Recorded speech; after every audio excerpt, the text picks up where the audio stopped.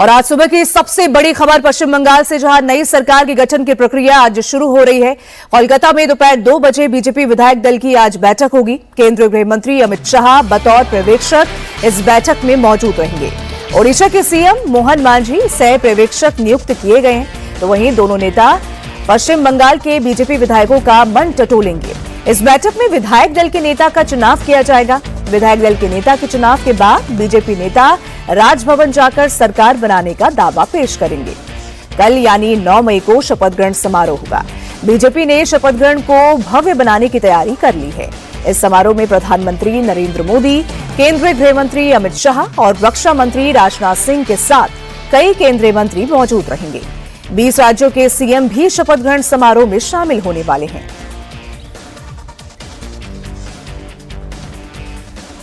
तो पश्चिम बंगाल से खबर, जहां कोलकाता में दोपहर 2 बजे आज बीजेपी विधायक दल की बैठक होगी। केंद्रीय गृह मंत्री अमित शाह बतौर पर्यवेक्षक इस बैठक में शामिल होंगे। तो वहीं ओडिशा के सीएम की बात करें, यानी कि मोहन मांझी सह पर्यवेक्षक नियुक्त किए गए हैं। दोनों नेता पश्चिम बंगाल के बीजेपी विधायकों का मन टटोलने की यहां पे कोशिश करेंगे। इस बैठक में विधायक दल के नेता का चुनाव किया जाएगा।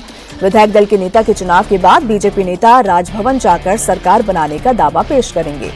9 मई को शपथ ग्रहण समारोह होगा। बीजेपी ने शपथ ग्रहण को भव्य बनाने की पूरी तैयारियां कर ली हैं। इस समारोह में प्रधानमंत्री नरेंद्र मोदी, केंद्रीय मंत्री और गृह मंत्री अमित शाह और रक्षा मंत्री राजनाथ सिंह के साथ साथ कई केंद्रीय मंत्री शामिल होंगे। 20 राज्यों के सीएम भी शपथ ग्रहण समारोह में शामिल होने वाले हैं।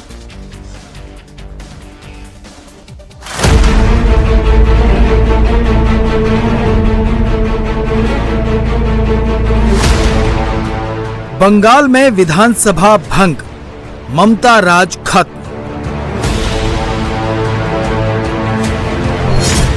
बंगाल में नई सरकार, 9 मई को ग्रैंड शपथ समारोह। राज्य में प्रधानमंत्री, गृह मंत्री, प्रतिरक्षा मंत्री सभी लोग आ रहे हैं। 20 मुख्यमंत्री राज्य में आ रहे हैं। इतना बड़ा सेलिब्रेशन। बीजेपी विधायक दल की बैठक, बंगाल को आज मिलेगा नया सीएम। पूरे देश की निगाहें आज कोलकाता पर हैं।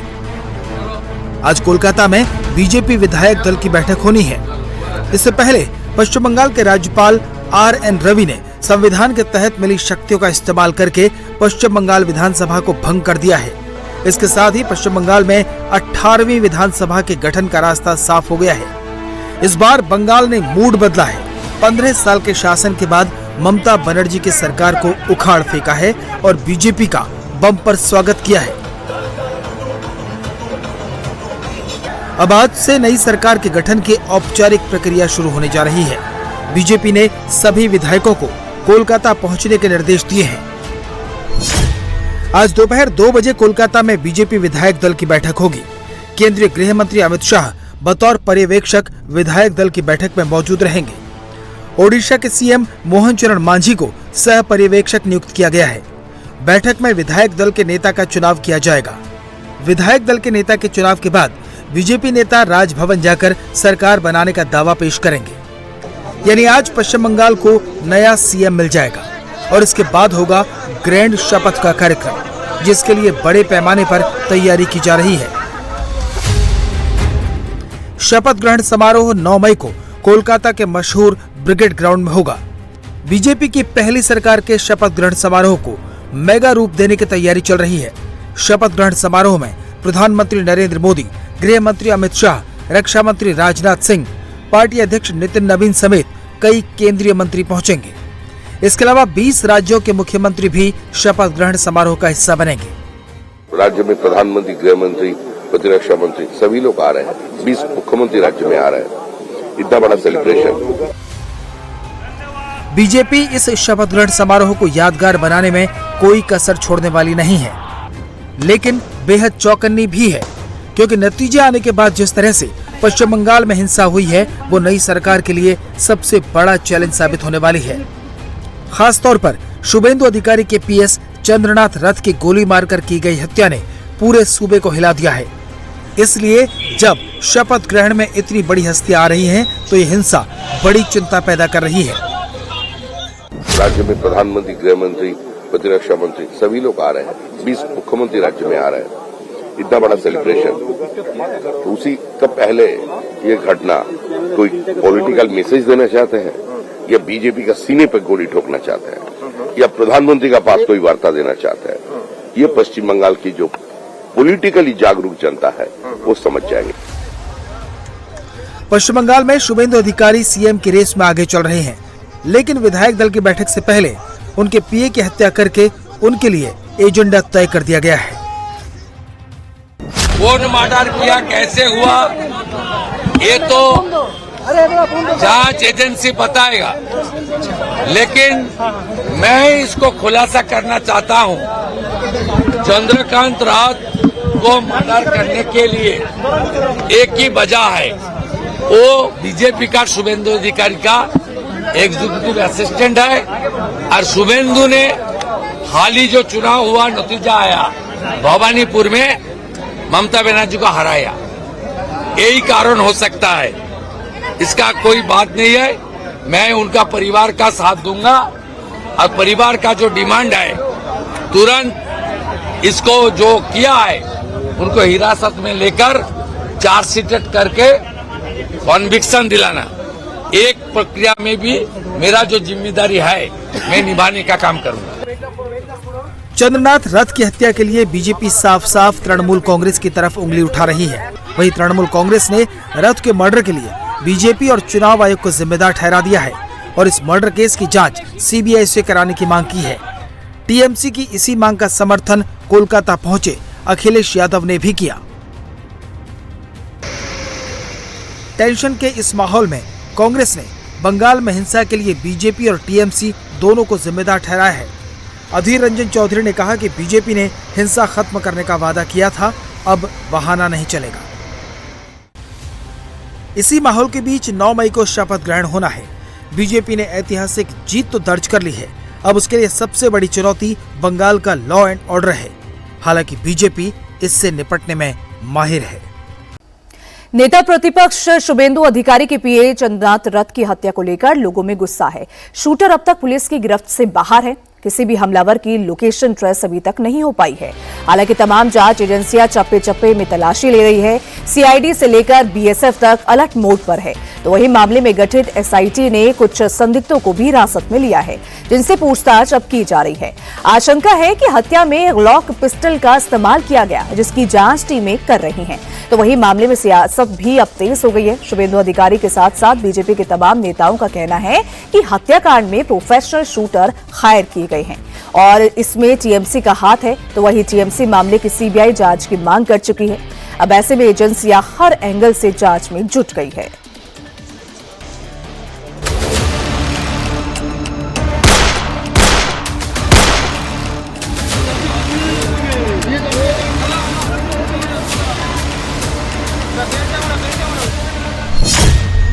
शुभेंदु अधिकारी के पीए चंद्रनाथ रथ के मर्डर को 36 घंटे का वक्त होने वाला है, लेकिन अभी भी जांच एजेंसियों के हाथ खाली है। मामले में एसआईटी का गठन किया गया है। 1 या 2 नहीं बल्कि 3 टीमें लगी हुई हैं और एक पहलू की जांच हो रही है। हत्या की जांच के लिए बनाई गई एसआईटी की टीम को सीआईडी के डीआईजी लीड कर रहे हैं। एसआईटी में अलग अलग जिलों के पुलिस ऑफिसर्स को शामिल किया गया है। पुलिस का कहना है कि कई संदिग्ध हिरासत में हैं। 3 संदिग्धों को पकड़ा भी गया है, जिनसे पूछताछ की जा रही है। हालांकि मुख्य शूटर्स अभी नहीं पकड़े गए हैं। भी आप देखेंगे तो तमाम जो पुलिस ऑफिसर्स हैं, एसआईटी की टीम है, वो इन्वेस्टिगेशन कर रही है। तमाम सीसीटीवी फुटेज सामने आई है, जिसमें संदिग्ध हमलावर बाइक पर नजर आ रहे हैं। साथ ही जो पीए हैं चंद्रनाथ रथ, उनकी स्कॉर्पियो गाड़ी नजर आ रही है और वीडियो भी निकलकर सामने आई है कि किस तरीके से जब फायरिंग हुई, क्या उस वक्त स्पॉट की स्थिति थी गाड़ी के अंदर, किस तरीके से कौन घायल कहां पर पड़ा हुआ था, ये सब कुछ उन वीडियो में निकलकर सामने आया है। फिलहाल एसआईटी की टीम इस पूरे इलाके के अंदर जितने भी सीसीटीवी कैमरे हैं उनके डीवीआर को खंगाल रही है, फुटेज खंगाली जा रही है, ताकि जो हमलावर हैं उनके चेहरे क्लियर हो सकें। क्योंकि अब तक बाइक जो है वो उनकी तस्वीरें निकलकर सामने आई है सीसीटीवी फुटेज में, लेकिन हमलावर के चेहरे अभी तक साफ नहीं है। पुलिस ने कुछ लोगों को, कुछ संदिग्धों को, जिन्होंने पूरी रेकी की, उन लोगों को हिरासत में लिया हुआ है। प्रशासन मामले को लेकर कितना गंभीर है, इसका अंदाजा इस बात से लगा सकते हैं कि हत्याकांड की जांच बंगाल पुलिस ने शुरू की थी। उसके बाद सीआईडी और एसटीएफ की टीम ने मर्डर स्पॉट पर सबूत जुटाए और फिर बीएसएफ की एक टुकड़ी ने भी क्राइम स्पॉट का दौरा किया। यानी कुल मिलाकर आरोपियों तक पहुंचने के लिए सभी एजेंसियां अलर्ट पर हैं। बॉर्डर सील कर दिए गए हैं। पुलिस को शक है कि इस हत्या के लिए प्रोफेशनल शूटर्स का इस्तेमाल किया गया और इसकी सबसे बड़ी वजह है मर्डर में इस्तेमाल होने वाली पिस्टल। पुलिस को जो घटनास्थल से गोलियों के खोखे मिले हैं, उनकी जांच से पता चला है कि चंद्रनाथ की हत्या ग्लॉक 47X पिस्टल से की गई है।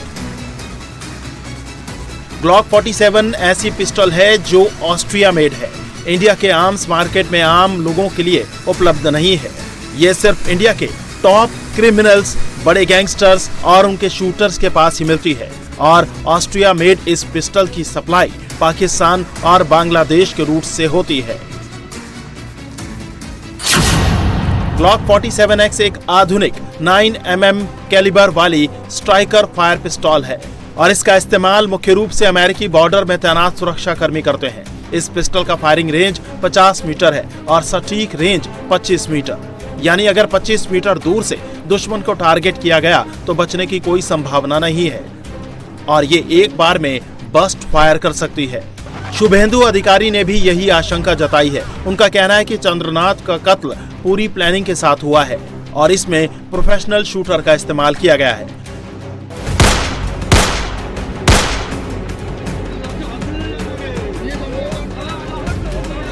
पुलिस ने बॉर्डर के इलाकों में निगरानी बढ़ा दी है क्योंकि शक है कि हत्यारे बॉर्डर क्रॉस करके बांग्लादेश भाग सकते हैं। इसलिए बीएसएफ को भी अलर्ट किया गया है। पैरामिलिट्री फोर्स के अधिकारी भी नॉर्थ 24 परगना के उस स्पॉट पर पहुंचे जहां चंद्रनाथ रथ का मर्डर हुआ था। सारी एजेंसियां जांच में लगी हैं, लेकिन परिवार में कोहराम है। परिवार वालों का रो रो कर बुरा हाल है और वो न्याय की गुहार लगा रहा है। आरोप लगा रहा है कि ये सब टीएमसी ने करवाया है। শুভেন্দু বাবু মমতাকে হারিয়েছে, যার জন্য আমার মনে হয় এই প্রতিশোধ। আমি একজন মা, আমি চাইবো না তাদের ফাঁসি হোক, কিন্তু যাবজ্জীবন কারাদণ্ড চাইছি। শাসক দলের যারা গরম গরম বক্তব্য দিয়েছিল যে 4 তারিখের পরে দিল্লির কোনো ভাব রক্ষা করতে পারবে না, সেটাই তারা দেখিয়ে দিল। আমার ছেলে যদি অ্যাক্সিডেন্টে কোনো অঘটন ঘটতো আমার মনে হয় এত কষ্ট হতো না। তাকে যেভাবে কষ্ট দিয়ে এতটাইরা মারলো, এটা পুরো তৃণমূলেরই সাজানো গল্প। लगातार सीसीटीवी कैमरों के फुटेज खंगाले जा रहे हैं। चंद्रनाथ की गाड़ी से जो फॉरेंसिक सबूत इकट्ठे किए गए हैं, उनके आधार पर जांच हो रही है। हालांकि पुलिस को मौके से जो गाड़ी मिली है उसकी नंबर प्लेट फर्जी निकली। चेसिस नंबर और इंजन नंबर को भी टेम्पर किया गया।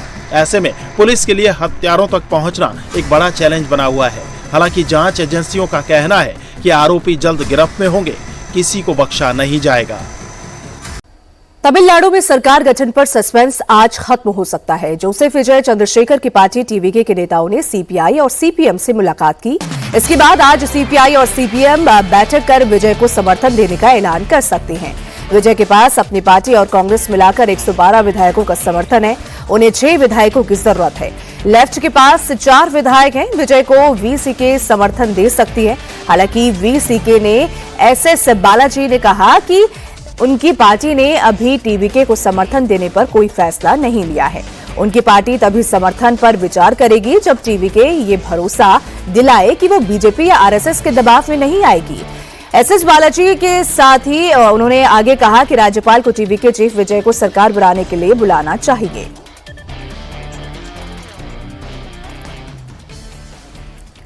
तमिलनाडु की राजनीति एक फिल्मी स्टाइल सस्पेंस की तरह हो गई है। हर पल हालात बदलते जा रहे हैं। जोसेफ विजय की पार्टी टीवीके का दावा है कि अगर डीएमके और एआईएडीएमके ने मिलकर सरकार बनाने की कोशिश की तो उनकी पार्टी के सारे विधायक इस्तीफा दे देंगे। मीडिया रिपोर्ट्स में दावा किया जा रहा है कि एक दूसरे की प्रतिद्वंदी डीएमके और एआईएडीएमके के बीच भी सरकार गठन को लेकर चर्चा चल रही है। सूत्रों का कहना है कि एक प्रस्ताव पर चर्चा हुई है जिसमें एआईएडीएमके सरकार बनाए और डीएमके बाहर से समर्थन दे। दोनों छोटे दलों का समर्थन भी इस फॉर्मूले का हिस्सा हो सकता है। हालांकि अभी तक कोई औपचारिक फैसला सामने नहीं आया है। चेन्नई में डीएमके विधायक दल की बैठक हुई तो वहीं पुडुचेरी के रिजॉर्ट में एआईए डीएमके एमएलएस की मीटिंग हुई। डीएमके की बैठक के बाद कहा गया कि जनता ने उन्हें विपक्ष में बैठने का मैंडेट दिया है, लेकिन अगर कोई और राजनीतिक फैसला लेना पड़ा तो पार्टी अध्यक्ष एमके स्टालिन को उसका अधिकार होगा। डीएमके के इस बयान ने डीएमके और एआईए डीएमके के बीच संभावित गठबंधन की अटकलों को अब फिर से हवा दे दी है। सूत्रों के मुताबिक उधर रिजॉर्ट में हुई बैठक के बाद एआईए डीएमके महासचिव एडपाडी पलानीस्वामी ने सभी एमएलएस को एकजुट रहने को कहा और सूचना दी कि अच्छी खबर मिलेगी। The governor is very well within his power. राज्यपाल अपनी शक्तियों का इस्तेमाल कर रहे हैं। वो पूछ रहे हैं कि आप बहुमत कैसे साबित करेंगे, मुझे चिट्ठी दीजिए। सुप्रीम कोर्ट के फैसले बिल्कुल साफ हैं। यहीं पर राज्यपाल अपने विशेषाधिकार का इस्तेमाल करते हैं। यही एकमात्र वक्त है जब राज्यपाल अपने विशेषाधिकार का इस्तेमाल कर सकते हैं। हमारी संवैधानिक व्यवस्था में और कहीं ऐसा नहीं है। विजय के पास अभी 113 विधायकों का समर्थन है, ये काफी नहीं है।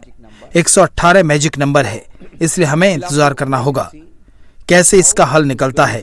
और हमारे नेता एमके स्टालिन ने यह बिल्कुल साफ कर दिया है कि डीएमके कोई संवैधानिक संकट खड़ा नहीं करेगी। The DMK party will not create any constitutional crisis. Maharashtra के नासिक में धर्मांतरण केस में पुलिस को बड़ी कामयाबी मिली है, जहां टीसीएस धर्मांतरण केस के मुख्य आरोपी निदा खान को पुलिस ने गिरफ्तार कर लिया है। नासिक पुलिस ने छत्रपति संभाजी नगर से निदा खान को गिरफ्तार किया, जिसे आज नासिक कोर्ट में पेश किया जाएगा। दरअसल निदा खान की अग्रिम जमानत याचिका खारिज किए जाने के बाद पुलिस ने गिरफ्तारी की कार्रवाई की।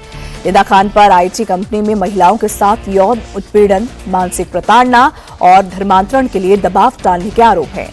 मामले में पुलिस ने 6 आरोपियों को भी पकड़ा था, लेकिन निदा खान कई दिनों से फरार थी, जिसकी तलाश में पुलिस की कई टीमें थी। अब पुलिस उससे पूछताछ कर आगे की कार्रवाई में जुटेगी।